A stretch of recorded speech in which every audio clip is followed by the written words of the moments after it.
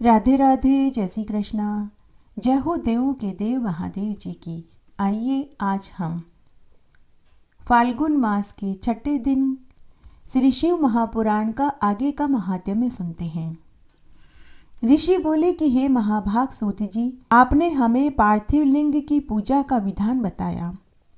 इसके लिए आपका हमारी ओर से सादर नमस्कार। हे दीन वत्सल, अब आप कृपया करके हमें यह बताइए कि महादेव जी के ये पार्थिव लिंग कुल कितनी संख्या में हैं। तब सूत जी बोले कि हे ऋषियों, पार्थिव लिंगों की संख्या कामना के अनुसार कही गई है। विद्यार्थी पुरुष प्रीति पूर्वक सहस्त्र पार्थिव लिंग का पूजन करें। ऐसा करने से उनके मनोरथ पूर्ण होंगे। धन का इच्छुक 500, पुत्र का इच्छुक 1500, वस्त्र चाहने वाले को 500 पार्थिव लिंग बनाकर के पूजा करनी चाहिए। मोक्ष का इच्छुक 1 करोड़, भूमि का इच्छुक 1 सहस्त्र, दया का इच्छुक 3 सहस्त्र, तीर्थ की कामना वाले को 2 सहस्त्र, और इसी प्रकार जिसकी जैसी इच्छा हो वह उतनी ही संख्या में पार्थिव लिंग बनाकर के पूजा करे। पार्थिव की पूजा करोड़ों यज्ञ का फल देती है। कामार्थी मनुष्य को भक्ति और मुक्ति देने वाली है, परंतु जिसका समय बिना लिंग पूजा के बीतता है वह तो दुरात्मा माना जाता है। उसे मरने पर अनेक नरक की पीड़ाएं भोगनी पड़ती है, क्योंकि एक और सब दान, विविध प्रकार के व्रत और तीर्थ नियम और यज्ञ हैं, दूसरी ओर पार्थिव लिंग की पूजा है। कलयुग में और लोक में लिंग पूजा ही सर्वश्रेष्ठ कही गई है। इसके समान दूसरा कुछ नहीं है। यही शास्त्र का नियम है। भक्ति मुक्ति दाता लिंग अनेक आपत्तियों से बचाता है। ऐसे नित्य पूजने वाला शिवजी की सायुज्य मुक्ति को प्राप्त होता है। शिव नाम में लिंग की पूजा महर्षियों तक को नित्य करनी चाहिए। 4 अंगुल ऊंचा सुंदर वेदी से युक्त लिंग को उत्तम बताया गया है। उससे आधा मध्यम, उससे आधा अधम है। चारों वेदों सब शास्त्रों में लिंग की आराधना के समान दूसरा पुण्य नहीं है। विद्वानों को उचित है कि वह सब कर्म जालों को छोड़कर नित्य एक लिंग की पूजा करें, क्योंकि लिंग का पूजन करने से संपूर्ण स्थावर जंगम समस्त जगत पूजित हो जाता है। इस संसार से तारने का इससे सुंदर उपाय दूसरा हो ही नहीं सकता। ब्राह्मण, क्षत्रिय, वैश्य, स्त्री तथा अन्य सभी जातियों को शिवलिंग की पूजा करने का अधिकार है। द्विजों को वैदिक मार्ग से पूजा करनी चाहिए, अन्य मार्ग से नहीं। और दधीची गौतम ब्राह्मणों के शाप से दग्ध चित्त वालों एवं उनके वंशज को, जिनके वैदिक कर्म में श्रद्धा नहीं है, जो वेद स्मृति के कर्म का अनादर कर दूसरे कर्म का आचरण करते हैं, उनके संकल्प नहीं प्राप्त होते। उन्हें चाहिए कि वे उसी स्थान पर त्रिजगन्मयी अष्टमूर्ति का पूजन करें। पृथ्वी, जल, अग्नि, वायु, आकाश, सूर्य, चंद्रमा, यजमान, ये 8 मूर्ति पूज्य है। शव, भव, रुद्र, उव, भीम, ईश्वर, महादेव, पशुपति, इनका मूर्ति द्वारा पूजन करें। देव कर्म को रात्रि में सर्वदा उत्तरामुख होकर पूजन करें। इसी प्रकार पवित्रता से युक्त हो उत्तर की ओर मुख करके शिवजी का पूजन करना चाहिए। शिवजी के आगे पूर्व को न बैठें, शक्ति सहित दक्षिण को न बैठें, नहीं पश्चिम को बैठें, किंतु उत्तर को ही बैठना चाहिए। साथ ही भस्म और रुद्राक्ष की माला तथा बिना बेलपत्र के ज्ञानी जैन शंकर का पूजन न करें। शिवजी की पूजा में भस्म न मिले तो मृतिका से ही ललाट पर त्रिपुंड लगा लेवें। सभी ऋषि मुनि सूत जी से पूछने लगे कि हे सूत जी महाराज, अब आप हमें यह बताइए कि शिवजी के नैवेद्य को ग्रहण करना चाहिए या नहीं। साथ ही आप हमें वीलपत्र के महात्म्य को भी सुनाइए। तब सूत जी बोले कि हे ऋषि मुनियों, आप लोग धन्य हैं, क्योंकि आप सभी शिवजी के भक्त हैं। अब आप सावधान पूर्वक सुनो। मैं प्रीति पूर्वक कहता हूँ। शिवजी का भक्त पवित्र, शुद्ध, सत्यवादी, दृढ़ निश्चय वाला होना चाहिए। ऐसा भक्त शिवजी का नैवेद्य भक्षण करने में अहंकार भावना को नहीं करता। शिवजी के नैवेद्य को देख कर तो पाप दूर से ही भाग जाते हैं, और उसको भक्षण करने पर तो अनेकों पुण्य प्राप्त होते हैं। शिव नैवेद्य का भक्षण करने से तो हजारों अरबों यज्ञों से बढ़कर शिव सायुज्य की प्राप्ति होती है। जिसके घर में शिवजी के नैवेद्य का प्रचार प्रसार होता है, उसका घर पवित्र हो जाता है। शिव नैवेद्य को आया हुआ देखकर प्रसन्नता पूर्वक उसे शिरोधार्य करके शिवजी का स्मरण करके उसका भक्षण करना, यह बहुत पुण्य फल देने वाला होता है। शिव नैवेद्य को अगाह समझकर उसे ग्रहण करने में जो विलंब करता है उस मनुष्य को पाप लगता है, वह बड़ा पापी है और नरक में जाता है। जो शिव नैवेद्य के ग्रहण की इच्छा नहीं करता, शिव दीक्षा से दीक्षित भक्त को शिव नैवेद्य भक्षण करना शुभप्रद माना गया है। शिव नैवेद्य ग्रहण करके ब्रह्म हत्यारा भी पवित्र हो जाता है। जहाँ चांडालों का अधिकार है वहाँ मनुष्य को भक्षण नहीं करना चाहिए। जहाँ चांडालों का अधिकार नहीं वहाँ का प्रसाद भक्ति पूर्वक भक्षण करना चाहिए। बाणलिंग, लोहलिंग, सिद्धिलिंग और शंभुलिंग तथा संपूर्ण प्रतिमाओं में चांडाल का अधिक नहीं है। संपूर्ण प्रतिमाओं में चांडाल का अधिकार नहीं है। लिंग के ऊपर का द्रव्य अवश्य ही अगाह है, किंतु जो लिंग स्पर्श से अलग है पवित्र है। यह तो मैंने आप लोगों से शिव नैवेद्य का महात्म्य कहा। अब मैं वीलपत्र का महात्म्य सुनाता हूँ। यह वीलपत्र महादेव जी का ही स्वरूप है और इसकी देवताओं ने भी स्तुति करी है। इसकी महानता कठिनता से कही गई है। संसार में जितने भी पवित्र प्रसिद्ध तीर्थ हैं वे सब वील मूल में निवास करते हैं, क्योंकि वील मूल में लिंग रूपी अवयव्य महादेव का वास रहता है। जो पुण्य आत्मा इसकी पूजा करता है वह निश्चय ही महादेव जी को प्राप्त होता है। ऐसे वील मूल में जो शिव जी को जल चढ़ाता है, मानो वह सब तीर्थों में स्नान कर चुका हो, वह पृथ्वी में पवित्र माना जाता है। जो मनुष्य वील मूल को गंध पुष्प आदि से पूजता है वह शिवलोक को प्राप्त होता है तथा उसे संतान और सुख की प्राप्ति होती है। जो आदर पूर्वक वील मूल में दीपक जलाता है, उसकी शाखा को लेकर हाथ से अपने उसके नवीन पत्ते ग्रहण करके वील पूजा करता है, वह सब पापों से छूट जाता है। जो वील मूल में किसी शिव भक्त को भक्ति पूर्वक बिठा करके भोजन कराता है, वह एक के भोजन कराने से 1 करोड़ गुना फल पाता है। जो वील मूल में दूध घी सहित अन्य किसी शिव भक्त को देता है वह कभी भी दरिद्र नहीं रहता। इस प्रकार का वील पूजन प्रवृत्ति निवृत्ति दोनों धर्म वालों के लिए उत्तम है। तब सभी ऋषि मुनि बोले कि हे सूत जी, आपको नमस्कार है। अब आप हमें भस्म की महिमा सुनाइए तथा रुद्राक्ष का महात्म्य और शिव जी के उत्तम नामों का महात्म्य भी कहिए, जिसे सुनकर हमारा चित्त प्रसन्न हो जाए। तब सूत जी बोले कि हे ऋषि मुनियों, आप लोगों ने बड़ी उत्तम वार्ता पूछी है। आप धन्य हैं, पवित्र हैं, कुल के भूषण हैं, क्योंकि लोक में जिन्हें शिव जी ही परम प्रिय हैं, जिनके साक्षात शिव ही परम देवता हैं, वे धन्य हैं, कृतार्थ हैं। उनका ही देह धारण करना सफल है। जो शिव जी की उपासना करते हैं मानो उन्होंने अपने कुल का उद्धार कर लिया हो, उसी का मुख पवित्र है जो शिव शिव कहता है। हे ऋषियों, शिव जी का नाम, विभूति, रुद्राक्ष ये तीनों महापुण्य रूप त्रिवेणी फल के समान कहे गए हैं, और जो इन तीनों को नित्य अपने शरीर पर धारण करता है उसके दर्शन से ही पाप दूर हो जाते हैं। उनका दर्शन त्रिवेणी के समान है, इसमें कोई अंतर नहीं है।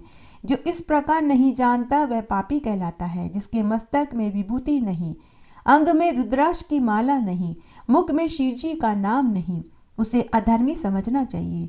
शिव जी का नाम गंगा, विभूति, यमुना तो रुद्राक्ष पाप नाशिनी सरस्वती है, और जिसके शरीर में ये तीनों हैं वे त्रिवेणी के स्नान के बराबर फल को प्राप्त करते हैं। जब जगत के हितकारी श्री ब्रह्मा जी ने इसकी तुलना की तो वे समान सिद्ध हुई। अतएव पंडितों को सदा विभूति धारण करनी चाहिए। ब्रह्मा आदि देवों ने इन तीनों को धारण किया है, जिसके दर्शन से ही पाप नष्ट हो जाते हैं। सत असत के परे श्री महेश्वर के बिना इस ब्रह्मांड में क्या संपूर्णता है जिससे इन तीनों का महात्म्य जाना जा सके। केवल एक शिव नाम ही ऐसा है जिसका स्मरण करने से ही पाप धुल जाते हैं, इसमें कोई संदेह नहीं। जिनके भी पाप मूलक अनेक प्रकार के दुख हैं वे केवल एक शिव के ही नाम से नष्ट हो जाते हैं। वही वैदिक, वही पुण्यात्मा, वही पंडित है, वही धन्य है जो मनुष्य इस पृथ्वी पर शिव जी के नाम की जाप करता है। जिनको शिव जी का नाम जप में विश्वास होता है वे दिन रात उसी में लगे रहते हैं, क्योंकि शिव नाम से जितने पातक नष्ट होते हैं संसार में मनुष्य उतने ही पाप नहीं करता। शिव नाम रूपी नौका को पाकर मनुष्य संसार रूपी सागर से तर जाता है। ब्रह्म हत्यादि अनंत पापों की राशि शिव नाम के लेते ही नष्ट हो जाती है। जो पाप रूपी अग्नि से पीड़ित हुए हों उन्हें शिव नाम रूप अमृत का पान करना चाहिए, क्योंकि पाप रूप दावाग्नि से तप्त हुए तो उसके बिना शांति नहीं प्राप्त होती। हे मुनीश्वर, जिसकी शिव नाम में अखंडित भक्ति है उसको मोक्ष सुलभ है, अन्य को नहीं, ऐसा मेरा विश्वास है। हे मुनीश्वरों, बहुत कहने से क्या लाभ। मैं एक ही श्लोक में कहता हूँ कि श्री शिव नाम की महिमा संपूर्ण पाप को हरण कर देती है। शिव नाम के प्रभाव से मनुष्य उत्तम संगति को प्राप्त होता है। पूर्व काल में इंद्रधुम्न नाम का एक बड़ा पापी राजा था, जिसे शिव नाम के प्रभाव से उत्तम गति प्राप्त हुई। ये मैंने तुमसे शिव नाम की महिमा कही। अब आप संपूर्ण पवित्रों को भी पवित्र भस्म महात्म्य को सुनो। सूत जी बोले कि संपूर्ण मंगल को देने वाली भस्म दो प्रकार की है, एक महाभस्म, दूसरी स्वल्प भस्म। महाभस्म नाना प्रकार की होती है, जो स्रोत स्मृत लौकिक भेद से वह भस्म भी 3 प्रकार की है, तथा स्वल्प संज्ञक भस्म भी बहुत प्रकार की कही गई है। इसमें स्रोत स्मृत भस्म तो द्विजों के लिए है, लौकिक भस्म दूसरों के लिए है। द्विजों का मंत्र द्वारा भस्म धारण करनी चाहिए, दूसरों को बिना मंत्र के धारण करना चाहिए। गोबर से सनी हुई भस्म को आग्नेय कहते हैं और इससे भी त्रिपुंड किया जाता है, परंतु विद्वानों को अग्निहोत्र से उत्पन्न हुई भस्म को धारण करना चाहिए। वर्ण आश्रमी को उचित है कि वह आलस्य रहित हो, नित्य भस्म से उद्दलन तिरछा त्रिपुंड धारण करे। इससे शिव और विष्णु से संयुक्त होने के कारण उस पर उमा लक्ष्मी औरों से वह नित्य प्रशंसनीय होता रहता है। ब्राह्मण, क्षत्रिय, वैश्य, शुद्ध, संकर वर्ण तथा अपभ्रम से भी उत्पन्नों में त्रिपुंड द्वारा भस्म उद्दुलन द्वारा धारण किया जाता है। जो भस्म और त्रिपुंड को श्रद्धा सहित नहीं धारण करता वह वर्ण आश्रमी नहीं है। उनको 100 करोड़ कल्प में भी शिव ज्ञान की प्राप्ति नहीं होती। वे महापातकों की श्रेणी में गिने जाते हैं। उनका किया हुआ सारा कर्म विपरीत फलदायक होता है। जो प्राणी पापी है उसको भस्म और त्रिपुंड में द्वेष होता है, परंतु जो आत्मज्ञानी है वह शिवा अग्नि से सायुषेति मंत्र द्वारा भस्म लेकर लगाता है और वह भस्म के स्पर्श मात्र से ही सारे पापों से छूट जाता है। जो तीनों संध्याओं में श्वेत भस्म से त्रिपुंड लगाता है वह सब पापों से छूटकर शिवलोक को प्राप्त होता है। यदि भस्म से स्नान न किया हो तो षडक्षर का जाप न करें। भस्म का त्रिपुंड धारण करके ही विधि पूर्वक जाप करें। निर्दयी, अधम, सब पापों से पूर्ण भी हो, वासना युक्त, मूर्ख, पति जैसा भी हो, विभूति धारण करने वाला जिस देश में निवास करता है वहाँ सभी तीर्थों यज्ञों का निवास होता है। और अधिक मैं क्या कहूँ। विद्वानों को सदैव भस्म धारण, लिंग का पूजन, षडक्षर मंत्र का जाप करना चाहिए। मैं तो क्या ब्रह्मा, विष्णु, रुद्र, मुनि, देवता भी भस्म धारण के महात्म्य को कहने में असमर्थ हैं। भस्मधारी को ताड़ना देना पाप है। मानस्तों के इस मंत्र से मंत्रित भस्म को धारण करना चाहिए। ब्राह्मण, क्षत्रिय, भक्तिमान पुरुष यह कहकर अपने अंगों में भस्म लगाएं तथा त्र्यंबकम मंत्र से वैश्य और पंचाक्षर मंत्र से शूद्र लगावे। अन्य विधवा स्त्रियों को भी शूद्र की तरह विधि कही गई है। अघोर मंत्र से वनवासी, यति, प्रणव मंत्र से त्रिपुंड आदि धारण करें। तो जो वर्णाश्रम को पार कर चुका है वह शिवहोम मंत्र से, शिव योगी ईशान मंत्र से भस्म करें। किसी भी वर्ण को भस्म का त्याग नहीं करना चाहिए, ऐसे शिव जी की आज्ञा है। भस्म और त्रिपुंडधारी सभी पातकों से मुक्त हो जाते हैं। भस्म का धारण करने वाला विशेषकर स्त्री हत्या, गो हत्या, वीर हत्या, अश्व हत्या के पाप से छूट जाता है, इसमें कोई संदेह नहीं है। त्रिपुंड धारण करने वाला अपने से पहले हुए सहस्त्रों और होने वाले सहस्त्रों वंशधरों को भी तार देता है। संपूर्ण उपनिषदों के सार को बार बार अवलोकन कर यही एक निर्णय किया गया है कि त्रिपुंड धारण करने वाला सर्वश्रेष्ठ है। सब तीर्थों में जो पुण्य और फल है वह फल भस्म से स्नान करने वाले मनुष्य को प्राप्त होता है। भस्म स्नान परम तीर्थ है। भस्म स्नान दिन दिन गंगा का स्नान है। भस्म रूपी साक्षात शिव है। भस्म त्रिलोकी को पवित्र करने वाला है। भस्म स्नान के समान कोई भी स्नान, ध्यान, दान, जप, तप नहीं है।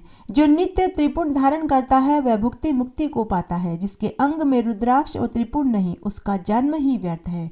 त्रिपुंड में 3 रेखा होती है। भौं के मध्य से प्रारंभ कर जहाँ तक भौं का अंत हो उतने ही प्रमाण वाला त्रिपुंड धारण करें। मध्यमा और अनामिका से मध्य में प्रतिलोम से अंगुष्ठ द्वारा की हुई रेखा त्रिपुंड कहलाती है। 3 उंगलियों के मध्य से यत्न पूर्वक भस्म को लेकर भक्ति पूर्वक त्रिपुंड धारण करें तो भक्ति मुक्तिदायक होती है। सूत जी बोले कि हे महाभाग शौनक जी, अब आप रुद्राक्ष का महात्म्य सुनाइए। यह परम पावन रुद्राक्ष महादेव जी को अत्यंत प्रिय है। इसके दर्शन, स्पर्श और जाप से संपूर्ण पाप का नाश हो जाता है। हे मुनिवर, पूर्व काल में रुद्राक्ष की महिमा को देवी के आगे परमात्मा महादेव जी ने लोक कल्याण की दृष्टि से इस प्रकार कहा था। शिव जी बोले कि हे देवी, हे महिषानी, जब पूर्व काल में सहस्त्रों वर्ष के तप के पश्चात भी मेरा मन संतुष्ट नहीं हुआ, तब स्वतंत्र परमेश्वर मुझ लोक उपकारी ने लीलावत अपने जो नेत्र बंद किए, तो उससे मेरे सुंदर नेत्र पुटों से कुछ मल की बूंदें पृथ्वी पर गिर पड़ी, तो उनसे यत्र तत्र रुद्राक्ष के वृक्ष उत्पन्न हो गए। मैंने उन स्थावरों को विष्णु भक्तों तथा चारों वर्णों को दे दिया। शिव के प्यारे वे रुद्राक्ष गौड़ देश के भूमि में मथुरा, अयोध्या, लंका, मलयाचल, सह पर्वत, काशी तथा दूसरे देशों में भी श्रुतियों द्वारा प्रेरित हुए, जिनमें पाप समूह के नाश की शक्ति विद्यमान थी। जैसे ब्राह्मण, क्षत्रिय, वैश्य, शूद्र मेरी ही आज्ञा से उत्पन्न हुए हैं, वैसे ही पृथ्वी में रुद्राक्षों के भी शुभाक्ष आदि उनकी जाति के भेद मेरी ही आज्ञा से दिए हैं। विद्वानों को इन लाल, पीले, काले भेद से जानना चाहिए। अपने वर्ण के अनुसार मनुष्य क्रम से इन्हें धारण करें। भुक्ति मुक्ति के इच्छुक इन्हें अवश्य धारण करें तथा शिव भक्तों को तो उमा और शिव जी की प्रसन्नता के लिए धारण करना चाहिए। जो रुद्राक्ष आंवले के समान होता है वह सबसे श्रेष्ठ है। जो बद्री फल अर्थात बैर के समान है वह मध्यम फल देता है। जो चने के आकार का है वह अधम कहा गया है। बैर के समान होने वाला रुद्राक्ष लोक में सुख और सौभाग्य को बढ़ाता है। आंवले के समान वाला रुद्राक्ष अरिष्टों का नाश करता है। जैसे जैसे बड़ा होता है वैसे वैसे ये अधिक फलदायक होता है। रुद्राक्ष धारण करने से सब पाप धुल जाते हैं। जिस रुद्राक्ष में स्वयं छिद्र हो वही श्रेष्ठ है। जो मनुष्य द्वारा छेद कर माला के योग्य बनाया गया है वह मध्यम फल देता है। बड़े से बड़े पाप रुद्राक्ष के धारण करने से ही नष्ट हो जाते हैं। 1100 रुद्राक्षों को धारण करके मनुष्य शिवरूप हो जाता है। इसके संपूर्ण फल को 100 वर्षों में भी नहीं कहा जा सकता। जो 550 रुद्राक्ष का मुकुट धारण करता है वह भक्तिमान पुरुषों की श्रेणी में गिना जाता है। जो 360 रुद्राक्ष के दाने की लड़ी करके यज्ञोपवीत धारण करता है वह भक्ति में तत्पर रहता है। शिखा में 3, वामकान में 6, दक्षिण में 6 रुद्राक्ष पहने, 101 कंठ में, 11 बाहों में, मणिबंध में। इसी प्रकार शिव भक्त अपने यज्ञोपवीत में 3 रुद्राक्ष धारण करता है, 5 कटी में धारण करता है। वह शिव के समान स्तुल्य और प्रणाम करने योग्य है। इस प्रकार रुद्राक्ष धारण कर आसन पर स्थित हो शिव का उच्चारण करते हुए उनका ध्यान करें तो सारे पाप छूट जाते हैं। 100 या इससे अधिक 1000 तक की विधि कही गई है। इसके अभाव में दूसरे प्रकार भी मैं तुमसे कहता हूँ। शिखा में 1, सिर में 30, गले में 50, दोनों भुजाओं में 16-16, कलाई में 12, कंधे में 500 धारण करें और 108 का यज्ञोपवीत बनावे। इस प्रकार जो दृढ़वत होकर 1000 रुद्राक्ष को धारण करता है उसको सभी देवता भी नमस्कार करते हैं। वह शिव जी के समान हो जाता है। शिखा में 1 रुद्राक्ष, मस्तक में 40, कंठ में 32, हृदय में 108, एक कान में 6, भुजाओं में 16, हाथ में 12, 24, इतने ही रुद्राक्ष जो प्रीति पूर्वक धारण करते हैं वह शिव का जन है और निरंतर पूजनीय एवं स्तुल्य है। हे उमा, रुद्राक्ष मेरा मंगल चिन्ह है, स्वरूप है। सब आश्रमों, वर्णों, शूद्रों सभी को रुद्राक्ष धारण करना चाहिए। रुद्राक्ष धारण करने के अलग अलग मंत्र हैं, इन्हें पढ़कर धारण करें। त्रिपुंड भस्म रुद्राक्ष धारण करने वाले यमलोक को नहीं जाते, परंतु जो नहीं धारण करते उन्हें शिवलोक की प्राप्ति नहीं होती, वे यमलोक में जाते हैं। कैसा भी पाप हो, परंतु जो इन 3 वस्तुओं को धारण करता है, हे महादेवी, मैं मुझे अत्यंत ही प्यारा है। रुद्राक्ष द्वारा मंत्र जपने से कोटि गुना पुण्य प्राप्त होता है। उसके धारण करने से मनुष्य 10 कोटि गुना पुण्य प्राप्त करता है। हे देवी, त्रिपुंड सहित जिसके अंग में रुद्राक्ष होता है और जो मृत्युंजय का जाप करता है उसके दर्शन से शिव दर्शन का फल मिल जाता है। वह 5 देवताओं का विशेष प्यारा, सब देवों का प्रिय होता है। रुद्राक्ष की माला से सब मंत्रों का जाप किया जाता है। विष्णु आदि देवताओं के भक्त भी इसे धारण करें। रुद्र भक्त तो अवश्य धारण करें। रुद्राक्ष के और भी कई भेद हैं, परंतु एक मुख वाला रुद्राक्ष भुक्ति और मुक्ति को देने वाला शिव स्वरूप ब्रह्म हत्या आदि का निवारक है। इससे सब कामनाएं सिद्ध हो जाती है। 2 मुख वाले से गो हत्या आदि जैसे पाप दूर हो जाते हैं। 3 मुख वाले साधनदायक, 4 मुख वाला स्वयं ब्रह्मा और चतुर्भग फलदाता है। कुल 14 मुख के रुद्राक्ष होते हैं जिनके अलग अलग महात्म्य हैं। इस प्रकार भक्ति पूर्वक सब कार्यों की सिद्धि के लिए इन मंत्रों से रुद्राक्षों को धारण करें। बिना मंत्र के रुद्राक्ष कदापि न धारण करें। ओम नमः, ओम क्लीम नमः, ओम ह्रीं नमः, ओम ह्रीं नमः, ओम ह्रीं हूं नमः, ओम हूम नमः, ओम हूम नमः, ओम हीम हूम नमः, ओम हीम नमः, ओम हीम हूम नमः, ओम क्रोश रो नमः, ओम हीम नमः, ओम नमः। इस प्रकार इन मंत्रों का जाप करके रुद्राक्ष को धारण करें। बिना मंत्र के रुद्राक्ष कदापि धारण न करें। रुद्राक्ष की माला वाले को देखकर भूत प्रेत पिशाच डाकिनी शाकिनी भी भाग जाते हैं। रुद्राक्ष मालाधारी को देखकर शिव और विष्णु प्रसन्न होते हैं। गणपति, सूर्य और भी दूसरे देवता प्रसन्न हो जाते हैं।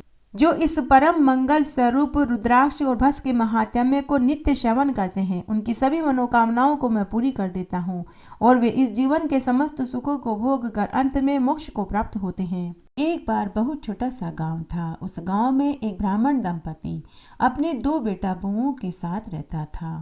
वे ब्राह्मण दंपति भगवान महादेव के परम भक्त थे। वे हर सोमवार, प्रदोष और चतुर्दशी का व्रत पूरी निस्वार्थ भाव से करते थे। तब एक बार की बात है, दोनों ब्राह्मण दंपति के मन में आया कि एक बार काशी में जाकर 1 महीने तक स्नान किया जाए और व्रत जप दान पुण्य किया जाए। लेकिन होनी को कुछ और ही मंजूर था। ब्राह्मण की अचानक एक बीमारी में मृत्यु हो गई। उसके कुछ समय बाद वह ब्राह्मणी ने भी बिस्तर पकड़ लिया। ब्राह्मणी का अंत समय था, लेकिन बहुत पुण्य धर्म दान धर्म करने पर भी उसके प्राण नहीं निकल रहे थे। तब उसके दोनों बेटा बहुओं को बहुत चिंता हुई। तब बड़े पुत्र ने अपनी माता से पूछा कि हे माते, क्या कोई दान पुण्य व्रत उपवास शेष रह गया है क्या, जो आपको अंत समय में इतनी पीड़ा उठानी पड़ रही है? अगर कोई शेष रह गया हो तो आप हमें बताइए, हम जरूर करेंगे। तब पुत्र के वचन सुनकर ब्राह्मणी ने पूरी सच्चाई बताई कि पुत्र, तेरे पिताजी की और मेरी बहुत इच्छा थी कि हम 1 महीने काशी में रहकर स्नान करते और दान पुण्य करते, लेकिन तेरे पिता की इच्छा अधूरी ही रह गई। पुत्र, यदि मेरे मरने के बाद मेरी अस्थियों को तुम गंगा में प्रवाहित करने का वचन दो तो मेरे प्राण सुख से निकल जाएंगे। तब उस ब्राह्मणी के बड़े बेटे ने अपनी माँ को वचन दिया कि माँ, तुम जैसा चाहती हो वैसा ही होगा। ऐसा सुनते ही ब्राह्मणी ने उसी समय अंतिम सांस ले ली। तब उस ब्राह्मणी की अंतिम क्रिया संपन्न करवाई गई। उसके बाद उसकी अस्थियों को गंगा में प्रवाहित करने के लिए उसका बड़ा पुत्र काशी की ओर चल पड़ा। उस जमाने में पैदल यात्रा की जाती थी। तब चलते चलते रात्रि हो गई। तब उस ब्राह्मण के पुत्र ने एक ब्राह्मण के घर में शरण मांगी। वहां रात में उसने एक आश्चर्यजनक घटना देखी। उसने देखा कि जिस ब्राह्मण के घर उसने शरण मांगी थी, उसके आंगन में एक बहुत सुंदर गाय बछड़ा सहित खड़ी थी। परंतु सायंकाल के समय वह दूही न जा सकी, क्योंकि उस घर का ब्राह्मण बाहर गांव गया हुआ था और घर की मालकिन को दूध निकालना नहीं आता था। जब रात में उस घर का मालिक घर आया तो गाय को दूही न देखकर उसने अपनी पत्नी से कहा कि शीघ्र बर्तन ला कर के दो और बछड़े को खोल दो, मैं गाय को दूहता हूँ। तब ब्राह्मणी ने दूध का बर्तन अपने पति को दिया और बछड़ा खोल दिया। जैसे ही बछड़ा गाय का दूध पीने लगा तो गाय दुहाने लगी। तो ब्राह्मण ने वापस बछड़ा खूंटे से बांध दिया और गाय को दूहने लगा, लेकिन भूख से व्याकुल बछड़े ने उछल कूद मचा दी, जिससे ब्राह्मण का पैर कुचल गया। साथ ही दूध का बर्तन भी उसके हाथ से छूट गया और दूध भी ढुल गया। इससे ब्राह्मण को बहुत क्रोध आया। उसने डंडे से बछड़े को बहुत मारा। क्रोध में उसने बछड़े को गाय का दूध पीने के लिए भी नहीं छोड़ा। तब बछड़े को दूध पिलाने की प्रीति से गाय रुदन करने लगी। उस घर में अतिथि के रूप में ठहरा वह ब्राह्मण का पुत्र यह सब कुछ देख रहा था। उस समय बछड़ा अपनी गाय माँ को रोता देख कर बोला कि हे माँ, तुम क्यों रोती हो, तुम्हें क्या दुख है? तो गाय बोली कि पुत्र, इस ब्राह्मण ने तुझे बहुत मारा और तुझे मेरा दूध पीने के लिए भी नहीं छोड़ा। इससे मुझे बहुत पीड़ा हो रही है। तब बछड़ा अपनी माँ को समझाते हुए बोला कि माँ, हम सब अपने अपने कर्मों से बंधे हुए हैं, प्रारब्ध तो सबको भोगना ही पड़ता है। कोई किसी को सुख दुख नहीं देता, यह तो अपने ही कर्मों का फल है जो हमें भोगने ही पड़ते हैं। तब गाय अपने पुत्र के ज्ञान रूपी बातों को सुन करके बोली कि पुत्र, तू ठीक कहता है कि हम सब कर्मों के अधीन हैं, परंतु फिर भी पुत्र की माया से बंधी मैं बहुत पीड़ा उठा रही हूँ। हे पुत्र, जो पीड़ा इस ब्राह्मण ने मुझे दी है, वैसी ही पीड़ा जब तक मैं इस ब्राह्मण को नहीं दूंगी, मेरा मन शांत नहीं होगा। हे पुत्र, प्रातःकाल मैं अपने सींगों से इसके पुत्र को इतना मारूंगी कि वह तत्काल प्राण त्याग देगा। तब बछड़े ने अपनी माँ से कहा कि हे माते, तुम कदापि ऐसा मत करना, क्योंकि हे माते, हम पहले से ही अपने पूर्व जन्म के पापों को भोग रहे हैं। फिर तुम ब्राह्मण के पुत्र को मारकर ब्रह्महत्या की भागिन बन जाओगी। इसलिए हे माते, तुम ऐसा कर्म कदापि मत करना। हे माते, कौन किसकी माता है और कौन किसका पुत्र है? हे माते, इस जन्म में मैं तुम्हारा पुत्र और तुम मेरी माता हो, परंतु पिछले जन्म में हम क्या थे यह हम नहीं जानते। और हे माते, ब्रह्महत्या का पाप का दोष तो धोया भी नहीं जा सकता। तुम इस ब्रह्महत्या के पाप के दोष को कैसे उठा पाओगी? तब गाय अपने बछड़े से बोली कि पुत्र, एक स्थान है जहाँ सभी पाप धुल जाते हैं। मैं अपने ब्रह्महत्या के पाप को वहाँ जाकर धो लूंगी, परंतु मैं इस ब्राह्मण से बदला जरूर लूंगी। तब माता की बात सुनकर बछड़ा मौन हो गया। उन दोनों गाय और बछड़े की सारी बातें वह ब्राह्मण का पुत्र सुन रहा था। उसे महान आश्चर्य हुआ। वह मनी मन सोचने लगा कि मैं प्रातःकाल इस अद्भुत दृश्य को देख कर ही काशी में अपनी माँ की अस्थियां विसर्जित करने जाऊंगा। इस तरह पूरी रात गुजर गई। सुबह उस घर का मालिक उठा और उसने अपने पुत्र और पत्नी से कहा कि मैं किसी आवश्यक काम के लिए जा रहा हूँ। पुत्र से कहकर तुम गाय को दुहा लेना। ऐसा कहकर घर का स्वामी चला गया। तब ब्राह्मणी और उसका पुत्र गाय दूहने के लिए गाय के पास आए। ब्राह्मणी ने बछड़ा खोल दिया। पुत्र गाय को दूहने के लिए बैठा तो उसी क्षण गाय ने विकराल रूप धारण कर लिया। उसने अपने सींगों से ब्राह्मण के पुत्र को इतना मारा कि वह अचेत होकर मृत्यु को प्राप्त हो गया। ब्राह्मणी पुत्र शोक में विलाप करने लगी। देखते ही देखते गांव के लोग एकत्र हो गए। तब गांव का एक व्यक्ति ब्राह्मण को बुलाने के लिए चला गया। ब्राह्मणी ने दुखी होकर गाय की रस्सी खूंटे से खोल दी और बोली कि इस हत्यारिन गाय को अब मैं घर में रख कर क्या करूंगी। उसी क्षण वह श्वेत रंग की गाय ब्रह्महत्या के दोष के कारण काले रंग की हो गई। वह गाय पूंछ उठाकर अपने ब्रह्महत्या के पाप को धोने के लिए निर्दिष्ट स्थान की ओर चल दी। वह अतिथि यात्री भी गाय के पीछे पीछे उस स्थान को देखने के लिए चल पड़ा। चलते चलते गाय नर्मदा के तट पर नंदीश्वर महादेव के स्थान पर पहुंच गई और नर्मदा नदी के जल में 3 गोते लगाने लगी। उसके 3 गोते लगाते ही उसके सारे ब्रह्महत्या के पाप धुल गए। वह ब्रह्महत्या के पाप से मुक्त हो गई। वह पुनः अपने पूर्ववत श्वेत रंग में हो गई और वापस अपने बछड़े के पास चली गई। तभी नर्मदा नदी में से एक सफेद वस्त्र पहने एक सुंदर स्त्री निकली और वह ब्राह्मण पुत्र से बोली कि हे पुत्र, तुम्हारी माँ परलोक में मुक्ति के लिए प्रतीक्षा कर रही है। तुम अपनी माँ की अस्थियों को गंगा में प्रवाहित करके उसे मुक्ति प्रदान करो। ऐसा कहकर वह देवी अंतर्ध्यान हो गई। तब उस ब्राह्मण के पुत्र ने पहले गंगा में स्नान किया, फिर अपनी माँ की अस्थियों को गंगा में प्रवाहित करा। तभी उसकी माता ने दिव्य देह धारण करके अपने पुत्र को सुख समृद्धि धन धान्य का आशीर्वाद देकर स्वर्ग चली गई।